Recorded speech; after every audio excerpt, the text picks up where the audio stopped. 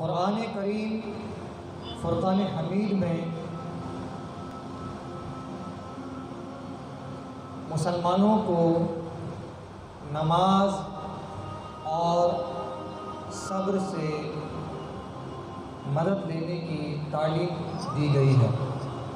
کہا گیا وَاسْتَعِینُوا بِالصَّبْرِ وَالصَّلَاةِ، اور نماز اور صبر سے مدد حاصل کرو۔ اب ہم جب اس پر غور و فکر کرتے ہیں تو اس کے بہت سے فوائد، بہت سی تفاسیر، بہت سے معنی ہمیں نظر آتے ہیں، اس کے بہت سارے مطلب نظر آتے ہیں۔ ہم اگر سرسری ایک دو باتوں پر توجہ کے ساتھ غور و فکر کریں تو پتہ چلتا ہے کہ نماز اور صبر یہ دو ایسی خوبیاں ہیں،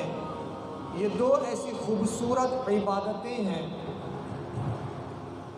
کہ اس کی برکت سے انسان اللہ کے قریب ہو سکتا ہے، اور جو بندہ اللہ کے قریب ہو جائے تو قرآن کہتا ہے کہ اللہ کے دوستوں کو کسی قسم کا کوئی خوف، کوئی ڈر، کوئی حزن نہیں ہوتا۔ اس کا مطلب یہ ہوا کہ جو اللہ کا دوست بن گیا، جس نے نمازیں پڑھیں، اللہ کے قریب آیا، صبر کیا، اللہ کے قریب آیا، اللہ کی دوستی حاصل کر لی، اس کا ولی بن گیا، اس کا پیارا برگزیدہ بن گیا، تو دنیا اور آخرت کی تمام مشکلیں اور پریشانیاں اس پر آسان ہو جاتی ہیں۔ ہم اس بات کو اس خوبصورت معنوں میں بھی سمجھ سکتے ہیں۔ غور و فکر کرنے کی بات ہے کہ نماز جب ہم پڑھتے ہیں تو ہمیں نماز پڑھنے کے لیے کن باتوں کی تعلیم دی جاتی ہے۔ سب سے پہلے سمجھایا جاتا ہے کہ پاک ہونا ہے، جگہ جہاں ہم نماز پڑھتے ہیں، لباس جو ہم پہنتے ہیں، اور ہمارا بدن یہ پاک ہونا چاہیے۔ یعنی پاکیزگی ہماری نماز کے لیے پہلی شرط ہے، لازمی ہے۔ اب اس کے بعد ہمیں نماز پڑھنے کے لیے کہا جاتا ہے کہ ہم نماز اس طرح پڑھیں جیسے اللہ عز و جل کو ہم دیکھ رہے ہیں۔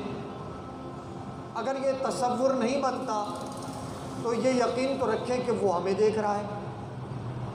وہ ہمیں دیکھ رہا ہے۔ اللہ تعالیٰ تو ہمیں دیکھ رہا ہے، وہ تو ہمیں جانتا ہے، ہمیں دیکھتا ہے، ہماری تمام باتوں کی خبر اسے ہے۔ اب جب ہم قرآن کریم فرقان حمید کی تلاوت کرتے ہیں تو فرشتے اپنے کافوری ہونٹوں سے ہمارے ہونٹ لگا لیتے ہیں، یعنی قرآن کی تلاوت وہ اپنے اندر لیتے ہیں۔ انہیں قرآن کی تلاوت، قرآن کے الفاظ اتنے پسند ہیں کہ فرشتے اس کو اپنے اندر اتارتے ہیں۔ اب ہم نماز کی ایک اور خوبصورت روحانیت کی طرف جاتے ہیں۔ امام محمد غزالی رحمۃ اللہ تعالیٰ علیہ مکاشفۃ القلوب میں ارشاد فرماتے ہیں کہ نمازی جب نماز پڑھتا ہے اور نماز کے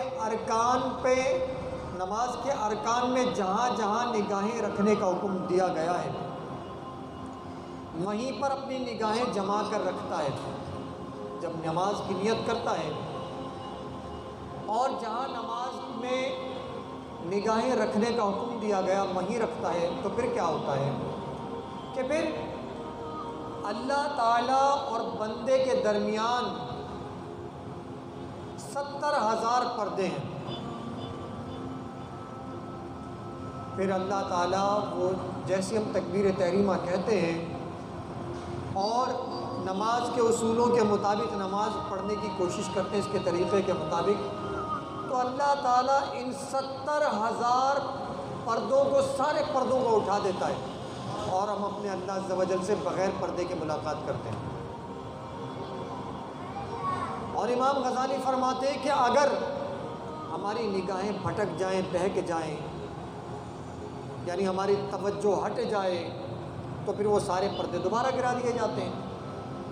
اس کا مطلب یہ ہے کہ نماز میں اگر اللہ تعالیٰ اور بندے کے درمیان کے پردے اٹھا دیے جائیں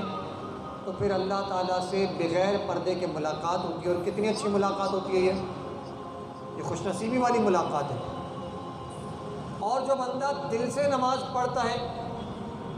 جو اچھے طریقے سے نماز پڑھتا ہے، تو کیا ہوتا ہے کہ جب ہم کسی پریشانی میں ہوں، ہم کسی غم میں، کسی مصیبت میں ہوں، ہم وضو کریں، 2 رکعت نفل پڑھیں اور اللہ تعالیٰ سے دعا کریں۔ ہم وضو کرتے ہیں، ہمارے گناہ ہم سے جھڑ جاتے ہیں، نماز پڑھتے ہیں تو ہم نیک بن جاتے ہیں،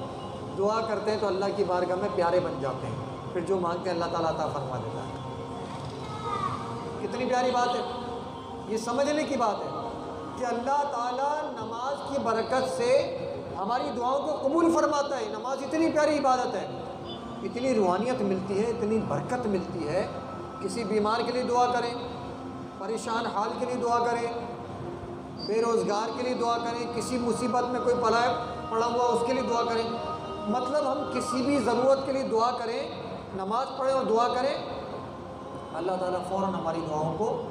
نماز کی برکت سے قبول فرماتا ہے۔ نماز اتنی بڑی روحانی عبادت ہے، چھوٹی عبادت نہیں ہے، بہت بڑی عبادت ہے۔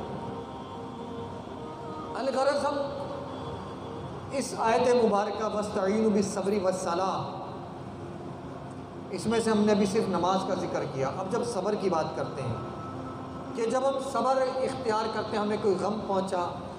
ہم صبر کرتے ہیں، مصیبت پہنچی ہم صبر کرتے ہیں، تکلیف آئی ہم صبر کرتے ہیں، بیماری آئی ہم صبر کرتے ہیں، ہمیں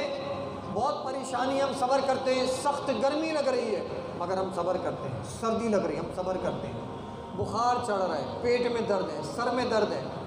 چوٹ لگ گئی، زخم لگ گیا، کھانا نہیں ملا، ابھی تک ہمارے پاس کھانے کے پیسے نہیں ہیں،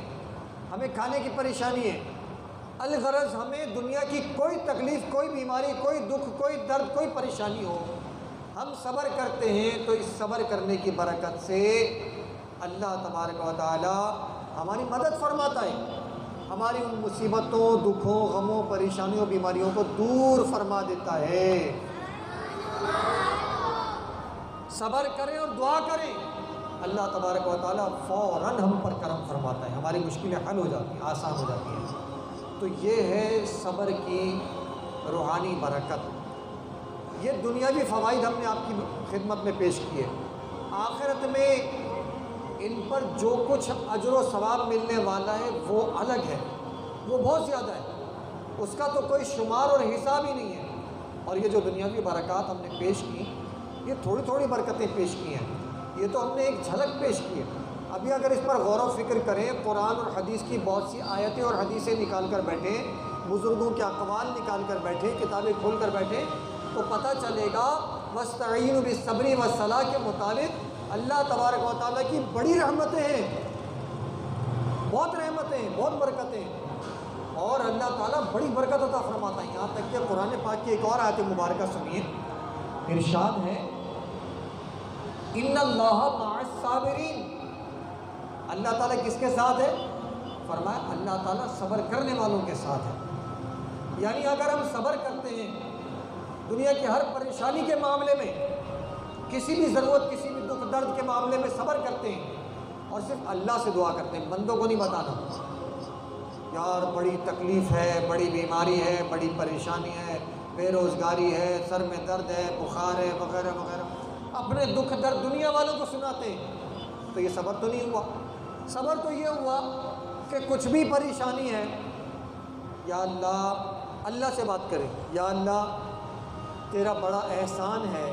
کہ تو نے ہمیں یہ پریشانی، یہ دکھ دی، اسے برداشت کرنے کی طاقت بھی عطا فرما، اور اسے جلد سے جلد مکمل فرما کہ ہم اسے برداشت کرنے کے قابل نہیں ہیں، اور ہم سے راضی ہو جا۔ یہ جو درخواست ہے یہ اللہ تعالیٰ کی بارگاہ میں بندے کو عاجز بتاتی ہے کہ یا اللہ ہم تیری بارگاہ میں عاجز ہیں، ہم کسی قسم کی طاقت نہیں رکھتے مگر تجھ سے صبر کر کے درخواست کرتے ہیں کہ یا اللہ ہمیں قوت برداشت بھی دے، صبر بھی دے، اور جو کچھ تو نے آزمائش ہم پر رکھی اسے ہم پر آسان کر کے ہم سے راضی ہو جا